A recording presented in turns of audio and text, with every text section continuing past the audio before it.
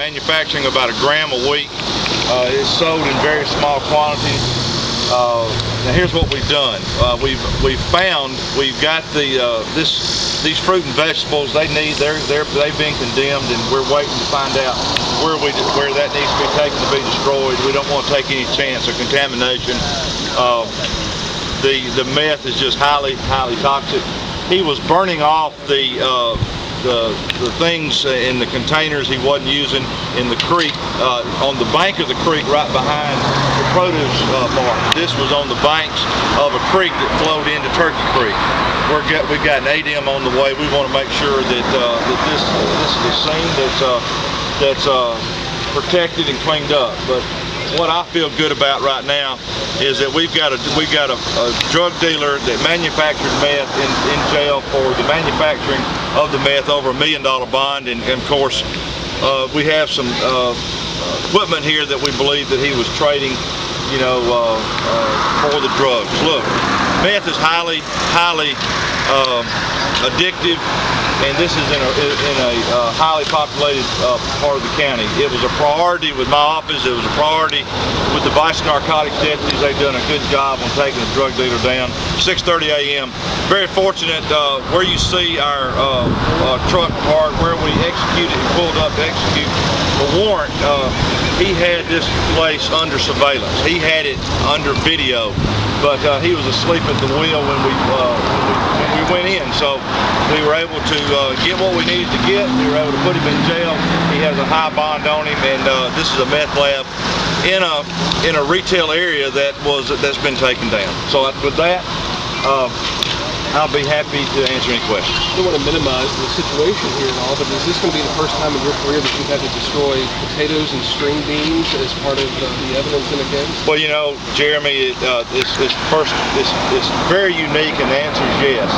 The thing that we're finding out, and I think the public right now know about meth, is it's highly toxic. It's highly, and so the meth labs and the rooms where it's manufactured has to be cleaned up to certain standards. And certainly the fruits and vegetables that drew the public in are going to have to be quarantined and protected and destroyed in a certain manner. So, yes, first time. Is there any idea of what people should do if they bought produce from this stand over the last several days or even weeks? Well, they can call our office. Chief Deputy Randy Christian, and we will direct them on what they need to do, because we're in the process of finding that out right now from ADM, how we're going to dispose of it, how we're going to contain it, and how we're going to safely dispose of it. That's really that's going to take care of itself, because ADM and the health department is going to tell us what we need to do. What I'm so pleased with, that in a highly populated community that could have drawn folks from Birmingham and Trussville and Pinson and Centerpoint and Blount County, this is a retail operation, not only of fruits and produce, but of meth that's been knocked out. And so, like I said, the complaints came in a little over a week ago. We worked on it, made the buys, and this is a meth dealer that is shut down, scourge to our community out here in Centerpoint and Pinson. You said make the buys. Did you have undercover agents who were able to buy it here at this location or somewhere else? No, right here. Yes, it's all going to be right here. It was a retail. He manufactured in the back room. He sold his produce and he sold his meth right here. Any idea of the time frame how long you think it's going to be? Well, I know it came to our attention a little over a week ago. Because of where it's situated, we were able to jump on it, knock it out in a week.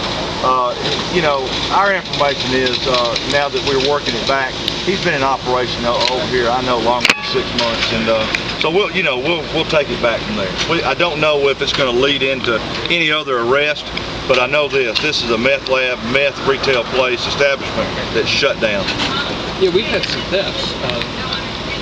Actually, equipment just like this, chainsaws, weed eaters, and all that stuff in this area. And fishing equipment, that's a crime in and of itself. It's still a fishing pole from a sportsman, but yeah, it's not unusual. He's taken this, highly addicted to these folks, and when they ain't got money, they're trading what they can for the highly addictive drug of meth. And so it's sad, but at the same time, if anybody has any information that can lead us to to where else we need to go from here, especially in this area. Give the sheriff, give my office a call, give me a call, and the vice narcotics deputy is going to be on it to shut it down. Is he the only employee here?